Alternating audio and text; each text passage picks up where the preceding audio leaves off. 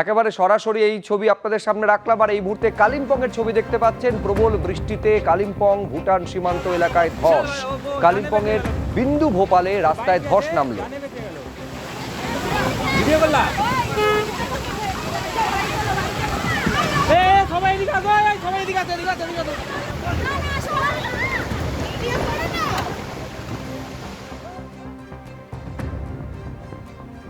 CPM বলতো পার্টির সরকার, আর 15 বছর বলতো আমার সরকার। বিজেপি সরকারের 100 দিনের পূর্তিতে আর কি বললেন রাজ্যের মুখ্যমন্ত্রী, দেখুন। সিপিএম বলতো পার্টির সরকার, আর 15 বছর বলতো আমার সরকার, আর আমরা বলি জনগণের সরকার। এটা পার্টিরও নয়, ব্যক্তিরও নয়, 11 কোটির কাছাকাছি পশ্চিমবাংলার জনগণের আপনার 100 দিনের সাফল্য কথা ইন্ডাস্ট্রি। আমি কতগুলো বিন্দু আপনাদের বলেছি সকাল থেকেই বিভিন্ন প্রোগ্রামে। এক হচ্ছে রাষ্ট্রীয় সুরক্ষা, দ্বিতীয় হচ্ছে সাংবিধানিক কর্তব্য, তৃতীয় হচ্ছে জনকল্যাণ,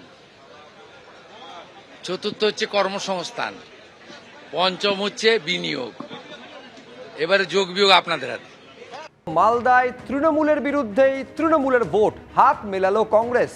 তৃণমূল পরিচালিত মালদা জেলা পরিষদে অনাস্থা প্রস্তাবে ভোটাভুটি। তৃণমূলের সভাধিপতি সহ সভাধিপতির ইস্তফার পরই অনাস্থা প্রস্তাব আনা হয়। কংগ্রেসের সমর্থনে বিক্ষুব্ধ তৃণমূলের অনাস্থা প্রস্তাব পাশ হয়ে গেল। তৃণমূলের বিরুদ্ধেই অনাস্থা আনল তৃণমূল। বিজেপির 4 জন সদস্য গড় হাজির ছিলেন। 19 জন বিক্ষুব্ধ তৃণমূলের সঙ্গে অনাস্থা প্রস্তাবে 5 জন কংগ্রেস সদস্য ভোট দেন। দলের নির্দেশে আমরা এই ভোটাভুটির মধ্যে নেই বলে দাবি করেছে বিজেপি নেতৃত্ব।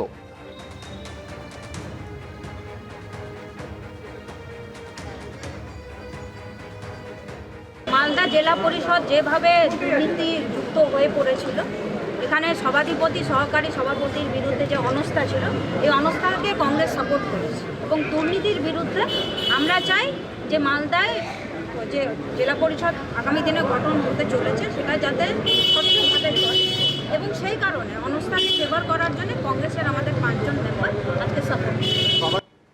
ফলে বুঝতে পারছেন তৃণমূলের বিরুদ্ধে অনাস্থা প্রস্তাব তৃণমূলই আনছে, আর সেখানে হাত মেলাচ্ছে কংগ্রেস। এই ছবি মালদা জেলা পরিষদে দেখা গেল, যেখানে তৃণমূল পরিচালিত এই জেলা পরিষদ, সেখানে অনাস্থা প্রস্তাব আনা হলো তৃণমূলেরই তরফে, যার ভিত্তিতে ভোটাভুটি হলো। তৃণমূলের সভাধিপতি সহ সভাধিপতির ইস্তফার পরই এই অনাস্থা প্রস্তাব আনা হয়। কংগ্রেস এবং তৃণমূল কংগ্রেসের আরেক পক্ষ অনাস্থা করছে সেই সভাধিপতির বিরুদ্ধে। যারা দায়িত্বে ছিলেন সভাধিপতি, তারা ব্যাপকভাবে দুর্নীতি করেছেন, এবং যারা টাকার ভাগ পায়নি তারা এখন সোচ্চার হয়েছে যে আমরা ক্ষমতায় আসব, সভাধিপতি গঠন করে আবার টাকা দুর্নীতি করব। যারা এখানে দুর্নীতি করে গেছে তারা ছাড় পাবে না, তার পূর্ণ তদন্ত হবে, এবং যারা ভাবছে আমরা এসে ক্ষমতায় দুর্নীতি করব তারা মূর্খের স্বর্গরাজ্যে বাস করছে।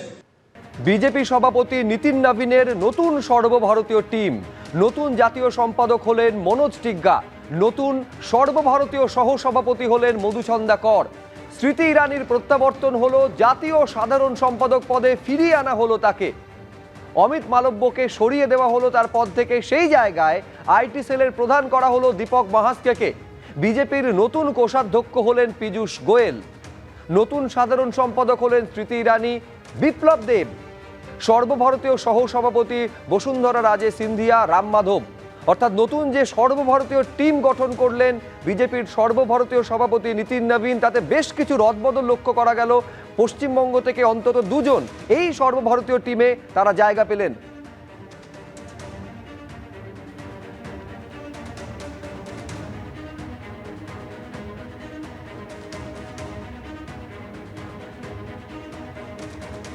আধিকারিকভাবে জানতে পারিনি, তাও যদি দল আমার উপরে আস্থা বিশ্বাস যদি করে থাকে, তাহলে দায়িত্ব যদি আমাকে দিয়েছে সাধারণ কেন্দ্রীয় সম্পাদক হিসাবে, তাহলে নিশ্চিতভাবে আমাকে দল আমার কেন্দ্রীয় নেতৃত্ব যা দিয়েছে, রাজ্য নেতৃত্বের সহযোগিতায়, তাহলে নিশ্চিতভাবে আমাকে যে দায়িত্ব দেওয়া হবে সেটাকে আমি মানে অনেস্টলি সেই দায়িত্বটাকে পালন করব। দল যা বলবে সে অনুযায়ী কাজটা করব। মালদায় তৃণমূলের বিরুদ্ধেই তৃণমূলের ভোট, হাত মেলালো কংগ্রেস। তৃণমূল পরিচালিত মালদা জেলা পরিষদে অনাস্থা প্রস্তাবে ভোটাভুটি, তৃণমূলের সভাধিপতি সহ সভাধিপতির ইস্তফার পরই অনাস্থা প্রস্তাব আনা হয়। কংগ্রেসের সমর্থনে বিক্ষুব্ধ তৃণমূলের অনাস্থা প্রস্তাব পাশ হয়ে গেল। তৃণমূলের বিরুদ্ধেই অনাস্থা আনল তৃণমূল। বিজেপির 4 জন সদস্য গড় হাজির ছিলেন। 19 জন বিক্ষুব্ধ তৃণমূলের সঙ্গে অনাস্থা প্রস্তাবে 5 জন কংগ্রেস সদস্য ভোট দেন।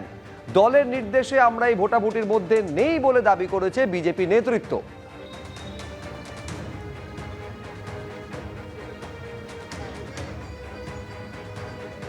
মালদা জেলা পরিষদ যেভাবে দুর্নীতিযুক্ত হয়ে পড়েছিল, এখানে সভাধিপতি সহকারী সভাপতির বিরুদ্ধে যে অনাস্থা ছিল, এই অনাস্থাকে কংগ্রেস সাপোর্ট করেছে এবং দুর্নীতির বিরুদ্ধে আমরা চাই যে মালদায় যে জেলা পরিষদ আগামী দিনে গঠন হতে চলেছে সেটা যাতে স্বচ্ছভাবে চলে, এবং সেই কারণে অনাস্থাকে ফেভার করার জন্য কংগ্রেসের আমাদের 5 জন মেম্বার আজকে সাপোর্ট। ফলে বুঝতে পারছেন তৃণমূলের বিরুদ্ধে অনাস্থা প্রস্তাব তৃণমূলই আনছে আর সেখানে হাত মেলাচ্ছে কংগ্রেস। এই ছবি মালদা জেলা পরিষদে দেখা গেল, যেখানে তৃণমূল পরিচালিত এই জেলা পরিষদ, সেখানে অনাস্থা প্রস্তাব আনা হলো তৃণমূলেরই তরফে, যার ভিত্তিতে ভোটাভুটি হলো। তৃণমূলের সভাধিপতি সহ সভাধিপতির ইস্তফার পরই এই অনাস্থা প্রস্তাব আনা হয়।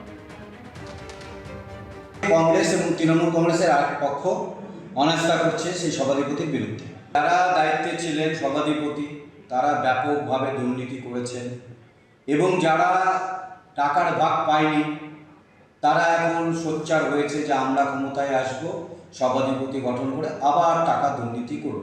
যারা এখানে দুর্নীতি করে গেছে তারা ছাড় পাবে না, তার পূর্ণ তদন্ত হবে এবং যারা ভাবছে আমরা এসে ক্ষমতায় দুর্নীতি করব তারা মূর্খের স্বর্গরাজ্যে বাস করছে। ইন্দাসে সিজেপি আন্দোলনকারীর বাবাকে পিটিয়ে খুনের অভিযোগ, বাড়িতে গেলেন সিপিএম নেতা শতরূপ ঘোষ ও ময়ূক বিশ্বাসরা। মৃতের বাড়িতে যায় এসএফআই নেতৃত্ব।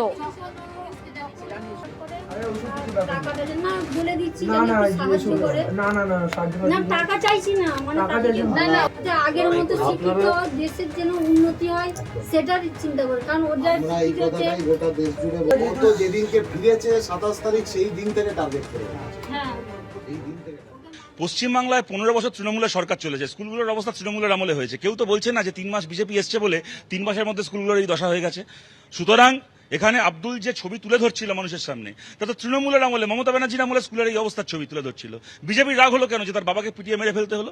তার কারণটা হচ্ছে বিজেপি চায় না শিক্ষা নিয়ে, সরকারি শিক্ষা নিয়ে, সরকারি স্বাস্থ্য ব্যবস্থা নিয়ে কথা হোক। এখানে যদি হিন্দু মুসলমান করতো, ইমাম ভাতা পুরোহিত ভাতা করতো, ওকে মাথায় তুলে রাখা হতো। যেরকমভাবে হুমায়ুন কবির দাঁড়িয়ে বললো আমি সমস্ত মুসলমানকে জড়ো করে বিজেপির মুর্শিদাবাদ জেলা সভাপতিকে গুম করে দেবো, ওকে খুঁজে পাওয়া যাবে না। শুভেন্দু অধিকারী বিধানসভায় দাঁড়িয়ে বললো যে হুমায়ুন কবিরকে গ্রেপ্তার করা হবে, ব্যবস্থা নেওয়া হবে। কি হলো? যারা ওই প্রোগ্রামে যারা মাইক বেঁধেছিল, যারা মাথা বেঁধেছিল, তারা গ্রেপ্তার হলো। আর হুমায়ুন কবির গিয়ে দেখি শুভেন্দু অধিকারীকে কমলা রঙের গোলাপ ফুল দিচ্ছে, না গোলাপি রঙের গোলাপ ফুল দিচ্ছে। হুমায়ুন কবিররা গ্রেপ্তার হবে না, কারণ ওরা হিন্দু মুসলমানের রাজনীতি করছিল।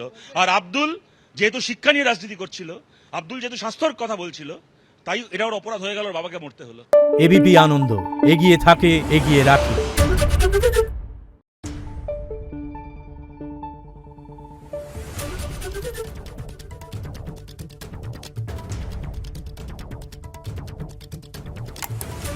Thank you.